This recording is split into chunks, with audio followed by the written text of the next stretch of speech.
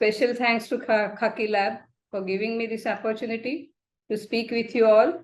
As you know, just now Sukhi has said, I'll be discussing about my book, Periplus of Hindustan. You can see the first volume, first and second cover. This is volume 1 and this is volume 2 covers. The book is in Marathi and its subtitle in Marathi is Hindustanchi Pradakshina. It contains travel stories of 26 travelers who visited India during period 302 BC to AD 1681. Periplus is a word of Greek origin. It has two dictionary meanings. One is circumnavigation and the other is a sailor's logbook. Before the availability of professionally created this cartograph, individual navigators and sailors, they used to draw their own maps for their future reference. Such maps contained information about the routes, ports visited, trade, people, their culture, and the political and economic situation in those places. As such, the word periplus also means a sailor's logbook. Then why have I renamed my book as Periplus of Hindustan? During the period of 2 millennia, these 26 travelers have traveled throughout India and recorded whatever they saw. In a way, it is their logbook and also travel routes described. Hence, it is Periplus of Hindustan. Periplus of Erythraean Sea is a well-known document recorded by an anonymous sailor in AD 60, that is second half of the 1st century. This anonymous sailor was an Egyptian and a Roman citizen. This is the Erythraean Sea is a Red Sea. This is the Red Sea as we know it now. And this is the map created by that anonymous sailor. This is, and what if you can see it from here, Port Myos Hermos in eastern Egypt, through this Gulf of Arabia, then Gulf of Aden and Persian Gulf, and from the Horn of Africa to the port Rabta on the South African coast, and various ports on the South Indian coast. All this area at that time was called Erythraean Sea. Arabian Sea was also included in the term Red Sea. All these blue dots, he has actually traveled and recorded about those places. What was the economic condition? What was the trade articles? How the people were living, and what was the cultural activities, etc. Which is a very well documented. You can say that person was not a very educated person, yet he has done it for his own reference as well as for the reference of others. Maybe he has traveled through. You can see this. This is the ship. This is a single mast ship. It used to be moved in the Indian Ocean at that time. Planks of this ship, they are not nailed. They are lashed or sewn, and these were useful for the purpose of, because why this was they were not nailed, because there was some fear of magnetic rocks. It was imaginary, but at that time, the sailors and whatever that ship makers, they never nailed their ships. And this is very primitive ship, and you can see how much area he has covered by way of this ship. This is the first document recording imports, exports, trade relations between the markets on the coast of East Africa and West India. It was only through this document that West became aware of this area and as well as the state of trade in this region. By this time, that is 1st century AD, Egypt was conquered by Roman Empire. The Red Sea route was open to the Greek and Indian traders. Till that time, it was in the hands of Arab traders. Yet, Arab traders managed to hide the information regarding the origin of spices. The Romans used cinnamon in cooking as also as an incense. Arab traders sold cinnamon to Greek and Roman traders on the coast of Somalia, pretending that it was grown there. Bay leaf is called malbratham in Greek, a Greek corruption of the word Tamalpatram. It was also sold on the on the coast of Somalia as a product of Somalia. It was carried all the way from India to Somalia and then sold it to them, so that the Greek and Roman traders should not be aware of the origin of that product. Since 2nd century BC, that is almost 250 years, the Periplus of Erythraean Sea was documented. The balance of trade between India and Rome was heavily tilted in favor of India. Now you may find it slightly amusing. It was in favor of India. Roman citizens were fascinated by the exquisite goods, including diamonds, pearls, other gems, silk fabrics, brocade, embroidered fabrics, aromatic substances, medicinal herbs, and most importantly, spices from Persia and India. In exchange, Roman gold and silver literally flowed into India. All this is described in Periplus of Erythraean Sea. It is a small document written on parchment, that is leather. Now it is kept in the British Museum. The first volume of my book begins with a travel account of Megasthenes, ambassador of Seleucid Empire at the court of Chandragupta Maurya. Megasthenes stayed in India from 302 BC to 288 BC. This volume ends with description of 3 voyages of Vasco da Gama. The arrival of Vasco da Gama by sea route, all these people were coming by land. By sea route on shores of Kerala was an important event, not only in the history of this subcontinent, but also in the world history. The second volume starts with a memoir of a Portuguese factory in Kunnur. Kunnur is Kerala. It concludes with memoir of Dr. John Fryer, an English surgeon serving in East India Company. He had arrived in Mumbai immediately after, that is after 5 years, after Mumbai was handed over to the British by the Portuguese. Sunanda ji, if you are moving the screen, we can't see it. We are still seeing the single mast ship. Oh, but what happens, that so stop share I should do? No. Is there any other screen? Have you moved forward or you are still on single? No. She's still over there. All right. Still I'm there. Okay. Then Okay. Continue, please. Sorry. Arrival of Portuguese, taking over Mumbai by Britishers. It was also another epoch-making event in the world history. Just a passing reference. We all know that Bombay, as it was called then, was given to the British as a marriage settlement between King Charles II and Catherine of Braganza, that is sister of King of Portugal.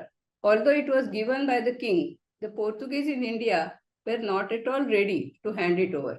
There was a dispute between Britishers and Portuguese whether Mumbai Island was just part of the present port area or group of 7 islands. According to Portuguese, it was only Mumbai port portion, whereas Britishers claimed all the group of 7 islands as well as Sashti, Uran, Karanja and Thane as part of Mumbai. Dr. John Fryer has documented all these negotiations in detail. In my book, I have tried to include almost all important travelers. These travelers navigated the waters of Arabian Sea, the Bay of Bengal, the Mediterranean, Red Sea, South China Sea, Atlantic Ocean, and so on. They also negotiated their way through the steep valleys, icy mountains, highlands, and plains of Indian subcontinent. Against all odds, they traveled by any means available, be it horse, elephant, camel, bullock cart, palki, or even walking. When they traveled by sea, ships and, as I have already mentioned, you can see the picture, ships and instruments available were very primitive, not by the today's standards, but even by any standards. Yet, they braved all these odds. Among them, as Sukhi has already mentioned, Megasthenes is the first traveler whose travelogue, although in fragments, has come down to us. Of course, even before Megasthenes, Greeks had settled in India. In Prakrit, that is language, Sanskrit and Prakrit, you must be knowing. Prakrit, Ionian Greeks were called Yon, Y-O-N, Yon. The word Yavan in Hindi, Urdu, Marathi, etc. is derived from this Yon. Along with the Greeks, all traders in Western Asia were also called Yavans. Subsequently, the same term was applied to Mughals. Inscriptions in many rock-cut caves all over India mention donations given by Greek traders. And Sanchi Stoop, there's Toran of the Sanchi Stoop. There are various communities who were followers of Gautam Buddha. And Greek community can very well be identified. The moment you see, you can see that you can feel that these people are not Indian people. And you can make out that, and you now see this. These are the people. Even you can see their instruments. Okay. Yeah, see these instruments. These are not Indian. See their hair. They are all Greeks. So you can easily identify. My point is that Greeks had settled even before Megasthenes came to India. He was the first to report existence of caste system in India, which was in formative state at that time. He divides ascetics in two groups, Brahmins and Shramans. He says some Brahmins live in simple houses in the woods outside villages. They teach to the students who come to them. The education of a Brahmin continues till the age of 37.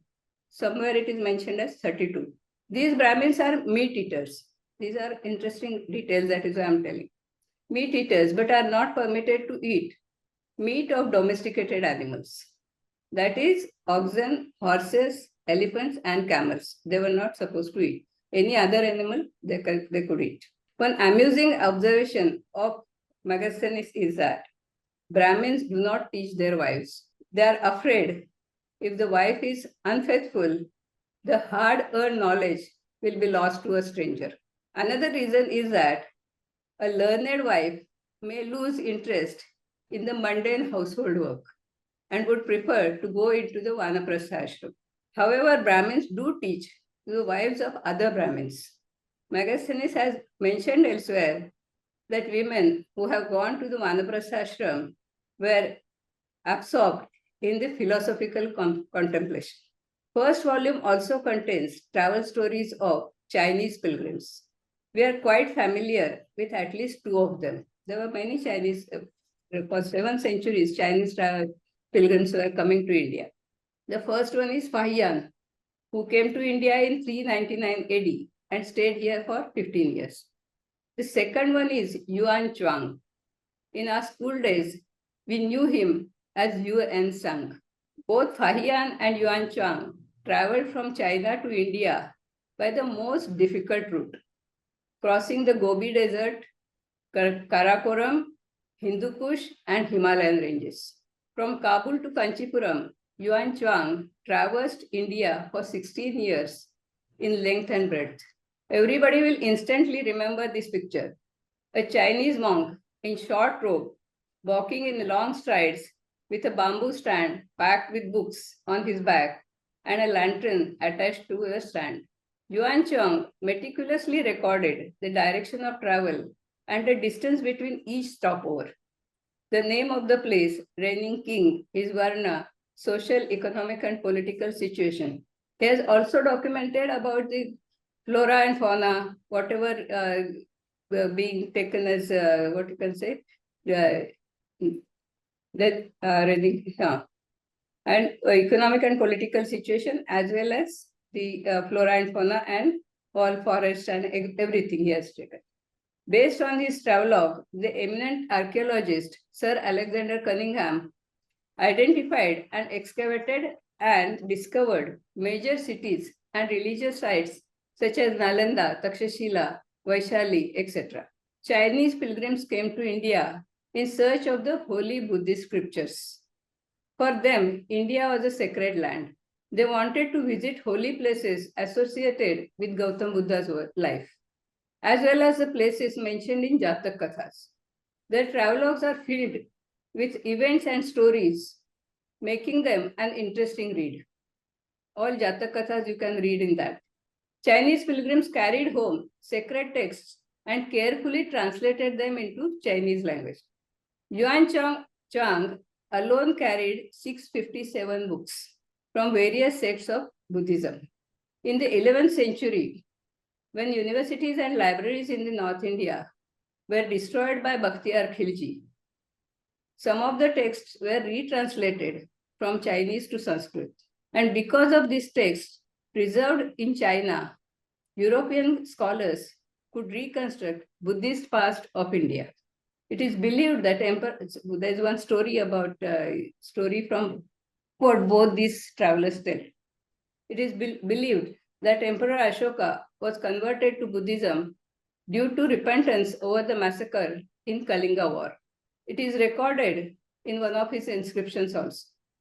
Both Yuan Chuang and Fahian tell a different story. According to their version, Ashoka was an extremely cruel person. He enjoyed torturing and killing people. He had constructed a place like legendary hell. It included punishments such as walking on burning coals, torture by hot iron rods, being thrown into boiling oil, whatever you have heard about hell, crushing a person into a stone mill. The overseer of this hell was equally cruel and very obedient to Ashoka. Once a monk, while begging, inadvertently entered that hell. The overseer told him that now he could not go back alive.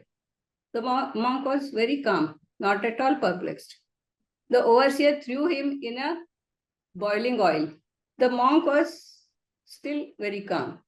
The moment he was thrown into it, the oil became cool, and a lotus sprang out of that oil. And that monk was happily sitting in that lotus.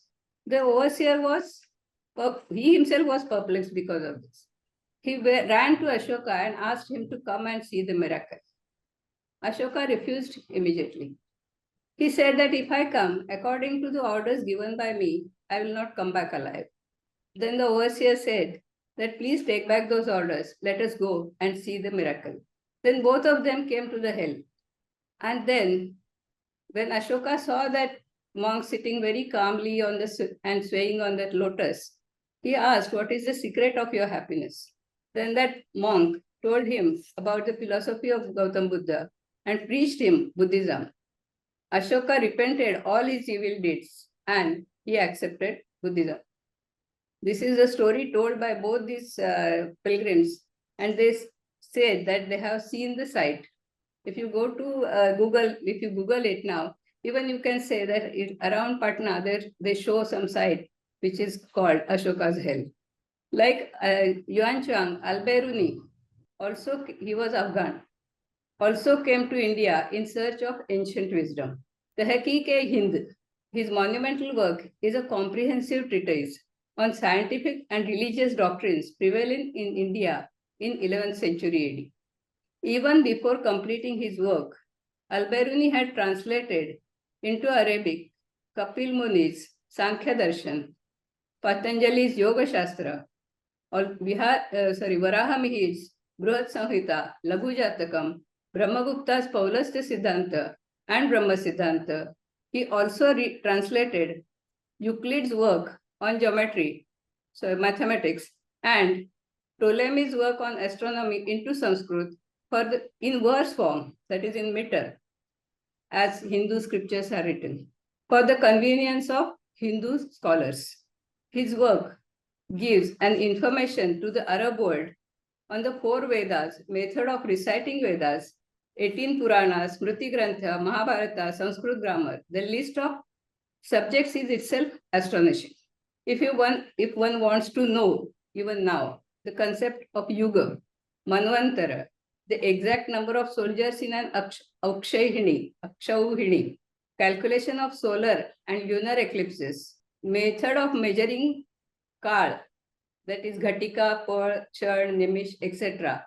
Al-Biruni's book is the best guide. With so many complicated calculations. He has calculated years in every yuga. His work contains Puranic stories from our Puranas, about creation, Hindu gods, Kal, constellations, planets, stars, etc. Al-Biruni was associated with the court of Mahmud of Ghazni. He was in India when Mahmud repeatedly looted Somnath and Thaneshwar. Al-Biruni does not approve of Mahmud's looting and calls it un-Islamic. However, it is believed that Mahmud was influenced by Al-Biruni. The Sanskrit text in Sharda Lipi, Sharda script, on Mahmud's coins is the result of Al-Biruni's influence.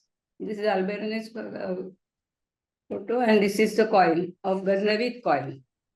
It reads, Avyaktam Ek Muhammad Avatar Nrupati Mahmud. This is the portion. This portion.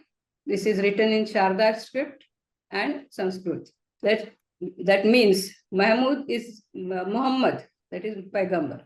Muhammad is the messenger of Allah, Mahmud the king. That is, Mahmud of Ghazni is the king. Avatar is an interesting word in that. There are many interesting anecdotes as you read these travelogues. Mongol tribals believed that a great god called Natige protects them and life on earth. A portion of food prepared, like we do Nevedyam, prepared every day, was offered to his image. They prepared wine by fermenting mare's milk. It tasted like white wine. That is what Marco Polo has said.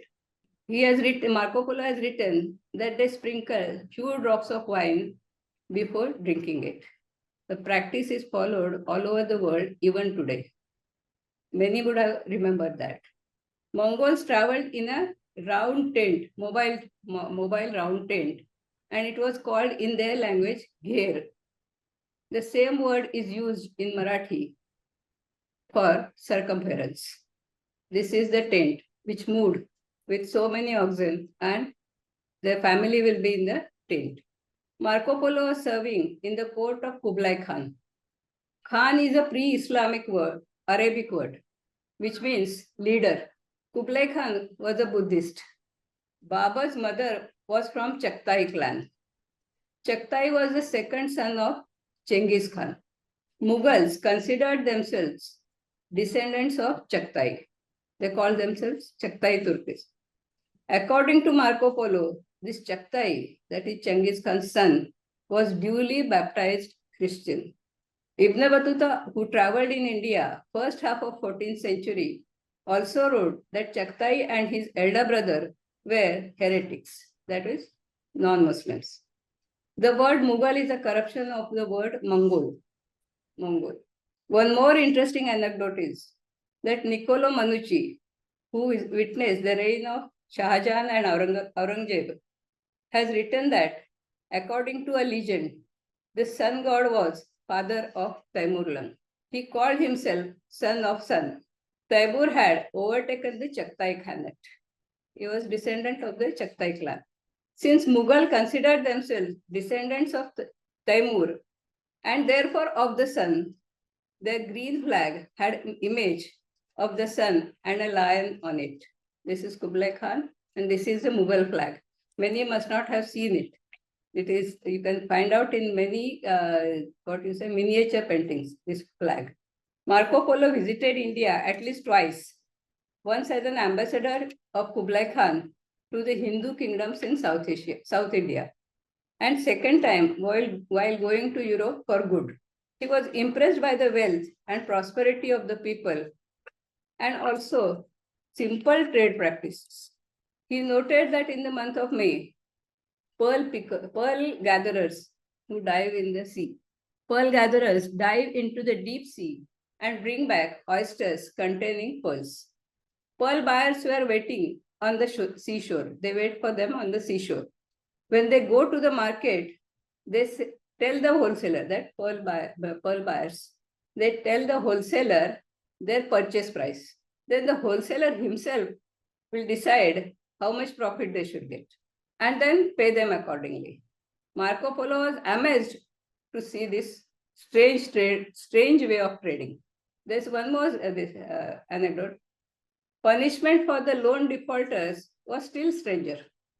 If a person is reluctant to repay his debt, the judge or creditor simply draws a circle around him with a stick. Unless the person makes arrangements for repayment or someone guarantees on his behalf, that person cannot move out of the circle. Once the king himself owed some money to a foreign merchant, and he did not bother to repay it. One day, that merchant saw the king in the marketplace on horseback. He went and drew a circle around the king along with his horse. Only when the king arranged for repayment could he get out of the circle. Marco Polo was witness to this incident. He has also narrated a story fit to be in the Tales of Sindbad. He says, gem mines in a valley, now in Telangana, is surrounded by highly venomous snakes. To get the gems, traders throw pieces of meat into the valley.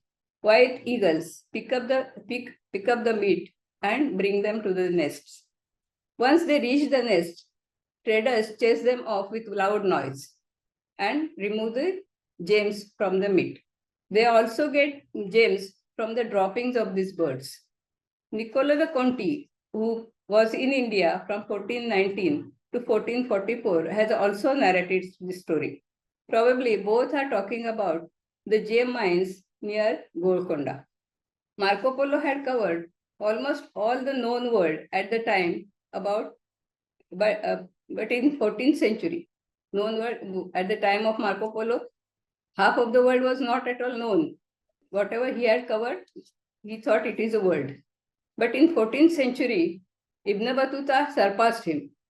In Hindi textbooks, many people may remember, we had a rhyme, Ibn Battuta pehen ke juta nikal pade tufan mein. Wearing these sandals, Ibn Battuta traveled 73,000 miles across the entire Eastern Hemisphere in 29 years. With primitive means of transport, the journey by one man was incredible. He was a respected man in Muslim world with 3 Hajj yatras and extensive religious training to his credit.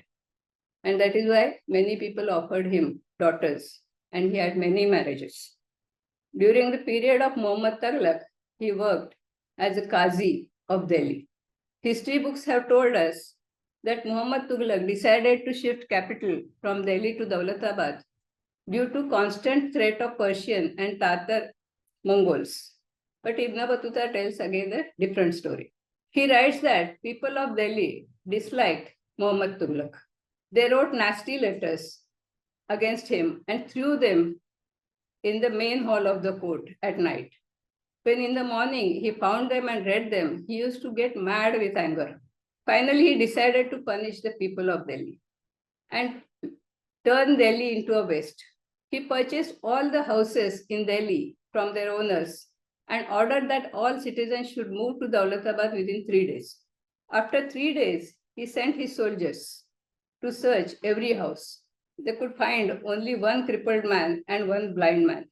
Blind man was ordered to be dragged to Daulatabad.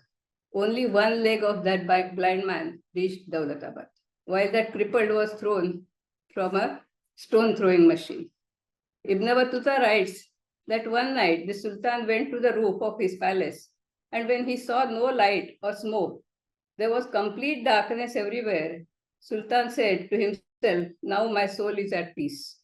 Jean-Baptiste Tavernier, a European Sindbad, visited India 6 times, one trip less than Sindbad. Tavernier, a French jeweler, always started from Paris, then traveled via Istanbul, Basra, Isfahan, Agra, Surat to Golconda and back by the same route. Golconda mines were his ultimate destination, being a jeweler. Tavernier was fortunate to scrutinize every inch of the peacock throne, that is Mayur Simhasan, with a jeweler's acumen. He has recorded the number of diamonds, rubies, emeralds, other precious stones studied in various designs of the throne, every inch by inch. His description of this throne has historical significance as in the year 1739, Nadir Shah took it to Iran and then it was destroyed. Tavernier also witnessed the construction of Taj Mahal in his 3 consecutive trips. Being a very thrifty man, he has recorded that money spent on construction of Taj Mahal was more than what was required. Tavernier became famous in history because of a diamond called Tavernier Blue or Hope Diamond. While his caravan had stopped near Golconda, a laborer working in a diamond mine came to see him. Such laborers used to see and sell small diamonds stolen from the mines to the traders. This man had only a loincloth around his waist and a rag around his head. He sold to Tavernier some rubies tied in the hem of his loincloth, but continued to wait for some time. Realizing that, Tavernier told his servants to go out of the tent. Then the man took out a large diamond hidden in the locks on his head. Tavernier realized that it was the largest and most flawless blue diamond he had ever seen. He purchased it for 300 gold coins. He said that he had sold it to a Dutchman in Surat, but actually he managed to sneak it out secretly and sold it to the King of France. In 1791, during the French Revolution, jewels of the royal French family were stolen, including this diamond. 100 years later, it surfaced in England after passing through many owners in Africa, America, and Europe. It is now kept in the Smithsonian National Museum of Natural History. It is believed that the diamond was removed from an eye of an idol. And since it was only one, jewelers world over kept on waiting for the second one to surface. Francois Bernier, I'll show you. This is the boat of pearl divers, and this is blue diamond, Tavernier Blue. You can, even in a photo, you can make out how beautiful it is. And this is a drawing, the worker selling the rubies to Tavernier. Francois Bernier, another Frenchman, a doctor and a student of philosophy, a rare combination indeed, stayed in Delhi during the period 1656 to 1668. He was in service of Mughal chieftain Danishmand Khan, who also handled Aurangzeb's foreign affairs. From Bernier, Danishmand Khan learned philosophy of Gassendi and René Descartes. For him, Bernier translated their works into Persian. He also demonstrated William Harvey's discovery of blood circulation and Jean Picard's discoveries in anatomy to Danishmand Khan by dissecting bodies of animals. Along with Manucci and Tavernier, Bernier witnessed the succession war among the sons of Shah Jahan. These three travelogues together reconstruct succession war day by day, event by event. Manucci, a self-trained doctor and a diplomat, had participated in the war on behalf of Dara Shikoh. Later, he was in the service of Mirza Raja Jai Singh, and he was fortunate enough to meet both the Chhatrapatis of Marathas, Shivaji Maharaj and Sambhaji Maharaj. Bernier was an educated modern man. He traveled with Aurangzeb's caravan to Kashmir. He was the first European to visit Kashmir. He has stated that superstition has gripped the entire Asia. The emperor and his nobles have regular astrologers in their service. They don't even do a simple task without checking the auspicious time. Even now, people don't do it. Manucci has narrated the day Aurangzeb started his journey to Kashmir. The astrologer had given a particular hour of a particular date for moving out of Delhi. But his entire court was not ready. So he moved out and stayed in a garden outside Delhi. And when the caravan was ready, they started journey next day. Mughals have adopted Hindu practices of warding off evil eye.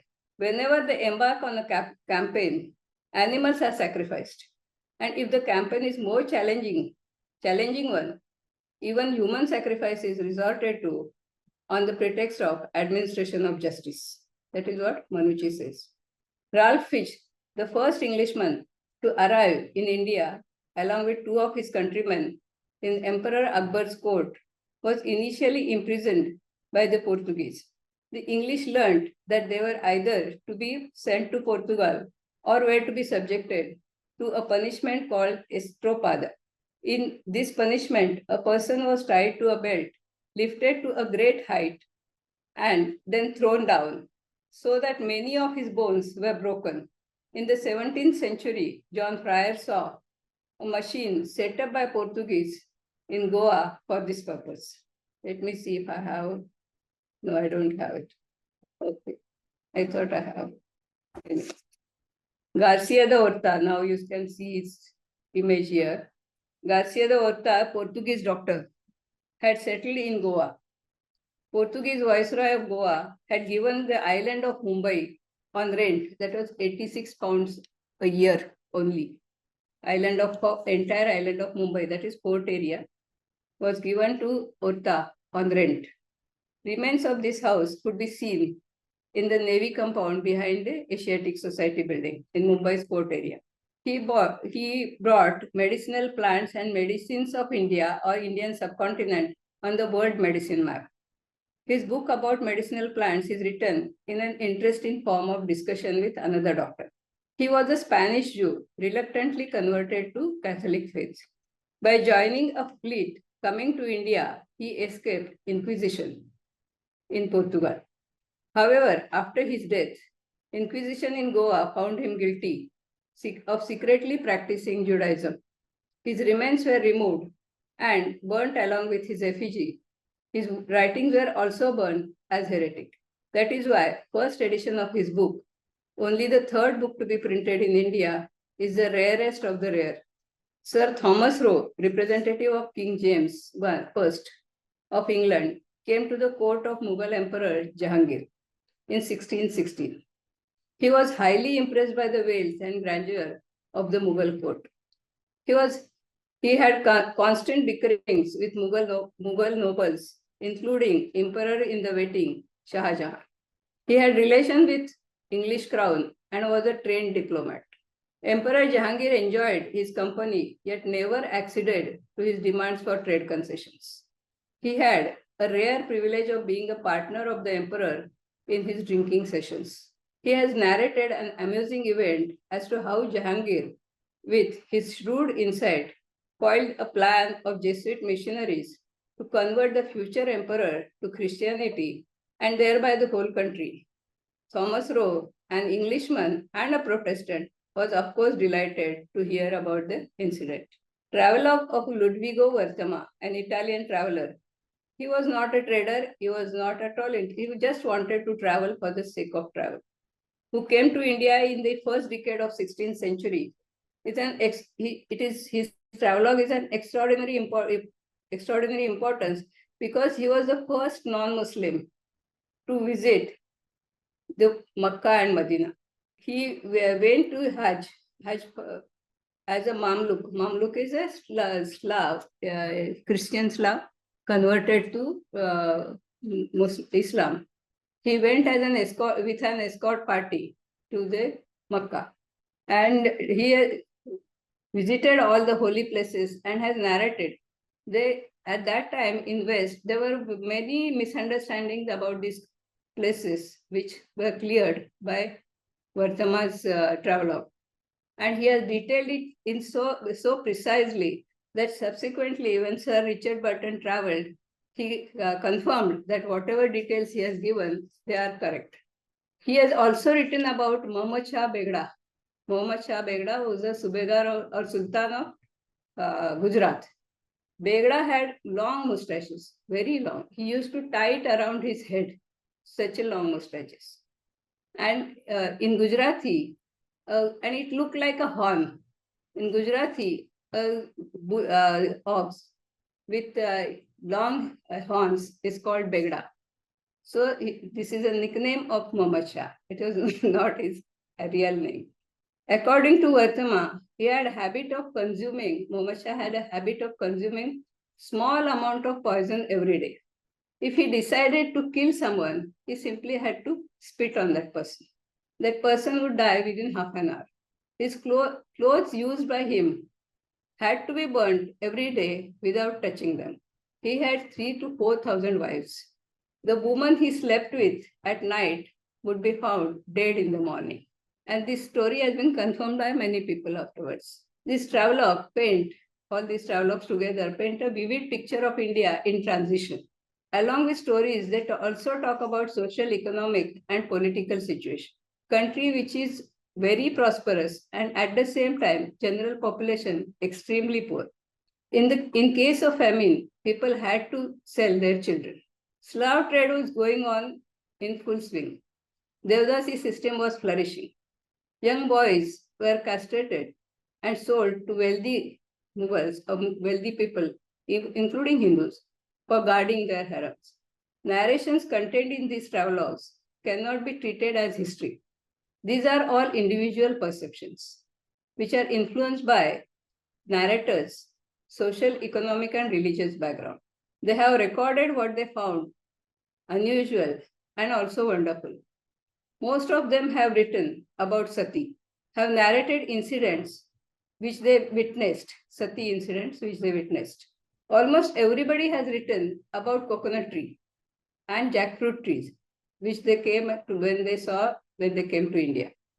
And uses of coconut tree, treating cow as a sacred animal, and use of cow dung for construction of houses. And most importantly, elephants. A separate book of elephant stories can be derived from these travelogues. There are so many stories and very interesting stories.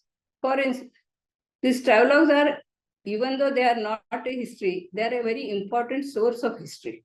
For instance, Yuan Chang and Ibn Battuta traveled over very extensive area. And wherever they went, they met the rulers, nobles, and as well as the religious leaders. From their description, the Western scholars get reference points to fix history of Asia and Africa, like solving a jigsaw puzzle. Because contemporary people know one travelogue simultaneously, you can make out who's reigning in which country. There are many more stories and events to be talked about. Part of history that is generally known, that is Maratha history, Vijayanagar, Mughal history, history of Deccan Sultanates, and that is reflected in these travelogues remain to be highlighted. First-hand accounts of loot of Surat by Marathas and coronation of Shivaji Maharaj or his travel to Delhi with Mirza Raja Jai Singh are known events. Hence, I have kept them for some other time. I have not dealt with the Portuguese activities and spice trade politics. This is a cursory glance on my book, Periplus of Hindustan. The glance may appear rather long. It is now time to stop. Thank you so much for listening patiently. And thank you, Khaki Lab, for this opportunity to talk to so many people and learned people. Thank you very much. Thank you so much, Sunandaji. This was really a very well put together journey in the past through the eyes of the travelers, the little glimpses that you shared with us. It was wonderful. I just wanted to say that just last week I was at the Smithsonian and I saw the Hope Diamond because it's there. Oh, so lucky. Yes, it is their most prized sort of Possession, yeah. Display. And I wish I had heard you before that, because now it's putting that entire, I can see the entire story behind that. So I just wanted to share that. Let me run through some of the questions. Jyoti mentions that it is a very interesting point of view for not nailing the ship. I agree with her. Only when we think of the world today as being very cosmopolitan with people from different communities and yeah, that is true. That was my point actually. yes, it is so India was like a cultural melting point at that time. And right from Uzbekistan to Kanyakumari, people were freely mingling.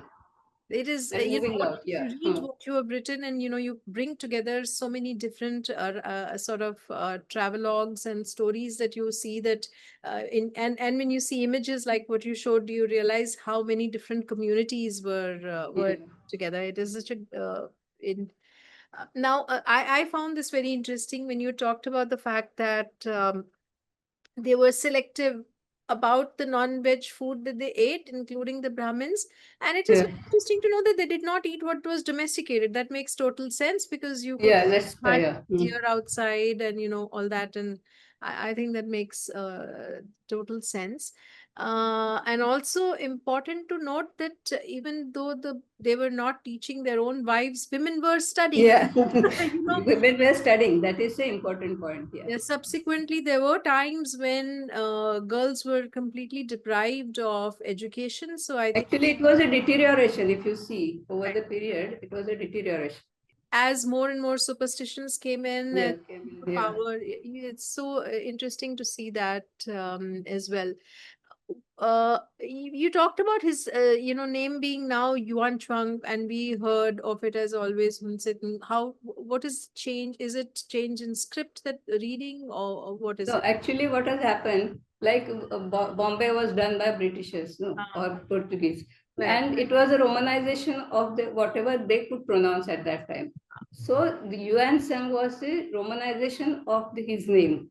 Okay. Some places it is even called Zhuang Zhang, Okay. but generally it is Yuan Chuang.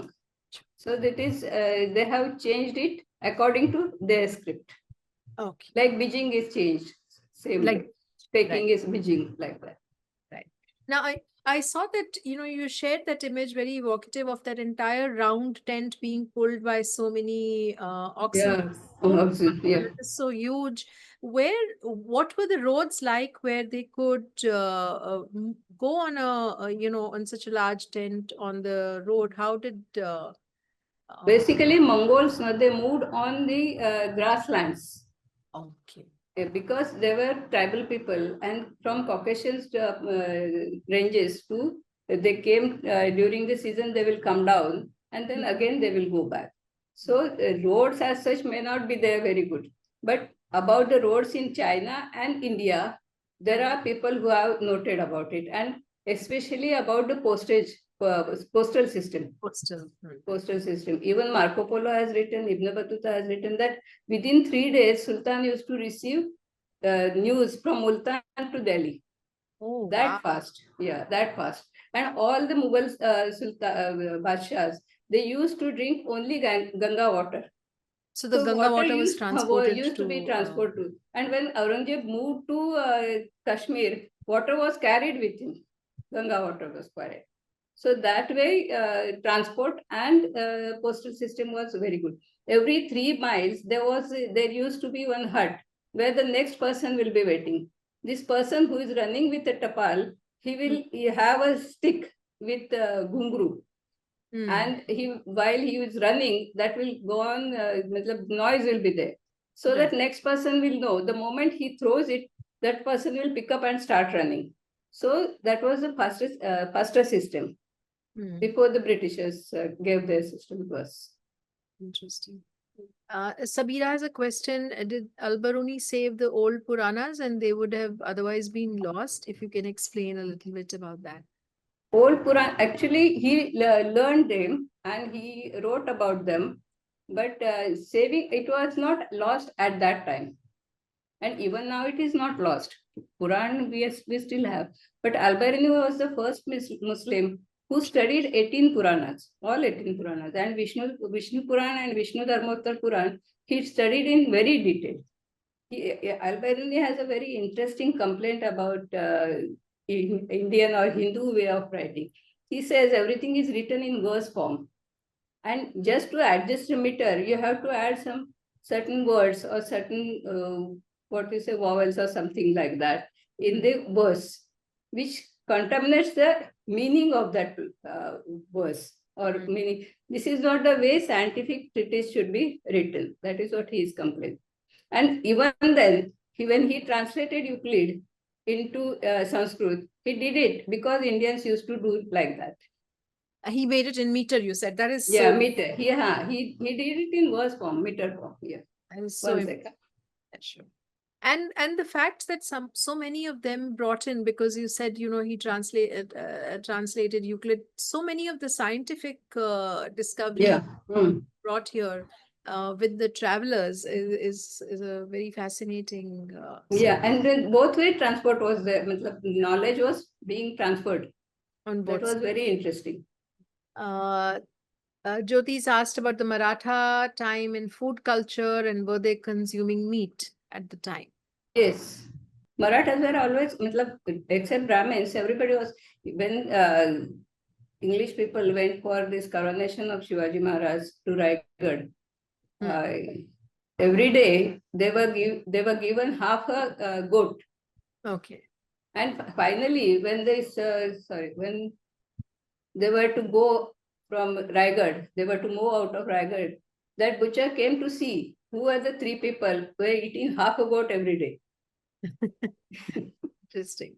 Mm. Jayashree has posted an image of the first Firangis, a book by Jonathan Gilhard. Yeah, Said that is. that would be That is also very interesting. interesting read. It is like White Mughals of Delhi. Right. Yeah. Vinay has a point to note. Are there any themes which have strikingly appeared in the accounts of most of these travelers consistently, indicating that they would be more true than anecdotal? Because, you know, like I said, when do we change thinking of these as anecdotes and treating them as a history? And conversely, are there any striking differences, he says, between many accounts? So you know that those either the traditions have changed or that it was just a very strong personal opinion of the individual. For the sake of this presentation, I kept it very simple and didn't move to the philosophical, or you can say to these themes and all, that sort of. But traditions have definitely changed. If you can see, when first century AD, or when Megasthenes was here, before, and then Fayan and Yuan Chong and all, till that time, law and order situation in India was very comfortable. And there were hardly any punishments, no capital punishments at all. Well, if in the case of what you can say, very big crime or something like that, they will cut only the right hand of the person. And that was the maximum. In case this one writes, Megasthenes writes, that highest punishment is the tonsure of the head. That's all.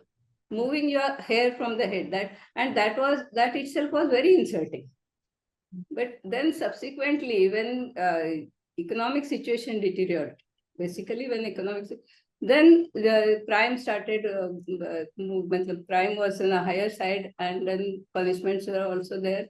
And, even in case of Tavernier, he has floated the basic theory of what you say is Oriental despotism, and which Karl Marx took it from him. And what he thought, that entire land belonged to the Basha, entire and it was because there was no private property rights. The property with it was not cultivated, and production was less, and so like that. And that was taken over. That was Montesquieu and Karl Marx and all. They took that thought from Tavernier. You can find such themes with that from these travelogues. Lovely. There are a lot of compliments for you in the chat, and of course also places saying it was a very erudite, wide-ranging, and enjoyable travel through time. Shefali says, Jwalan Dave says that it was very enlightening and illuminating, and so much new and fascinating. And we wish that I echo what Jwalan says, that you know, we'd love to have the book in more languages so that more people can access it. And Sushma says, thank you for the session as well. Rama Nabar again says, thank you to you for your backbreaking research on these ancient journeys. Interesting to, like Jyoti says, interesting to know about Ganga water being transported. Sabira has a question for you. What is your opinion of William Dalrymple? He's an Indophile and he writes extensively on India. What do you think about? No, I do read him, and he is interesting. That's all what I will say at the most. Actually, what happens, you know, you find out some John, and then you go on writing about that. Yeah. And he has found it, and he's doing very well. Yeah. I read White Mughals, then I read about his. There was one Fanny Park's book, which was very extensive, large book. which he has shortened and abridged version has come. That was also very interesting. Sabira, the book is named A Periplus of Hindustan, right? Yeah, Periplus of And Hindustan. In Marathi, it is Hindustanchi Pradakshini. Jwalant has a question. Does your book also include accounts of Indian merchants, travelers, traders who went to other No. countries, or is it only those who came? Actually, hardly any travelogues are available. Hardly one or two. And I could not find out. And basically, I had decided that I'll go for this travelogues only. So no Indian version, Indian side is there. And Manjari says that Tavernier has also done a craft documentation, which we would love to read. So lots of compliments. Thank you very much. Thank you. Very, very illuminating talk. And, now you've piqued our curiosity. We'd love to find out more about these travelogues and hopefully read them in your books in English perhaps soon. Thank you very much. And Okay. all the best for more books and more languages. And thank you Thank to you. our audience for being here, and see you all next Saturday. Thank you. Thank you for giving this opportunity. Thank you very much. And thank you all the patient listeners.